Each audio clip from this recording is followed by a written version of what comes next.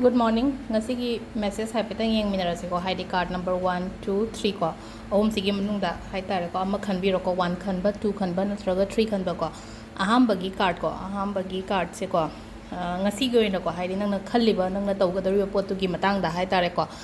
Get more information haina hai ko amu khena thijanba ama darkar oi ko yamna thabain khang oiro mi gi matang da oiro ko nangna tawgadori ba nangna lawgadori ba step natraga nangna ka chikenom chakke na khallaga di ko adugi matang da hai tare ko do number 2 khan mangai gina helpful people and ko helpful people say haidi nangi damakta haidi mating panggadaba mi hai tare ko dum leiba do hai tare ko nangna kenom mating ni ro matam da ngasi do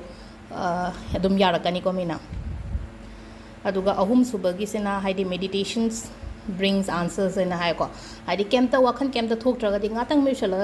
medusalaga haidi phambiyo adugi matungda hai tare ko nangna pami ba answers to lakani ko adu si sina card ki message leire na ko adu ngasi se ning ka bani na ko ning ka ba se mamang tu su hai budi hai re ko ning ka ba ni mit da haidi kaino gumba hai tare akoi gi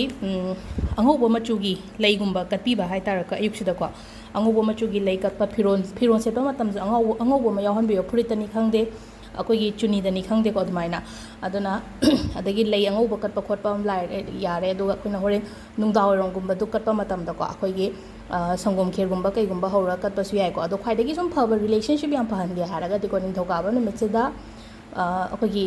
Mahadev की पूजा तौबीबसे मा फजना निंगबीबसे को सिसिना high तारे अखोगी relationship की मतंगदा गैदा high तारे को अमु हेना अफब पोरकनी को सिसिना अदु सी सिंगै हाइदि अखोइना Monday दा तौबा याबा पोत ने हाइ तारे को सिसे अदो ngasi gi di khatang tele video se ko ado hayeng amu yeng minarase thank you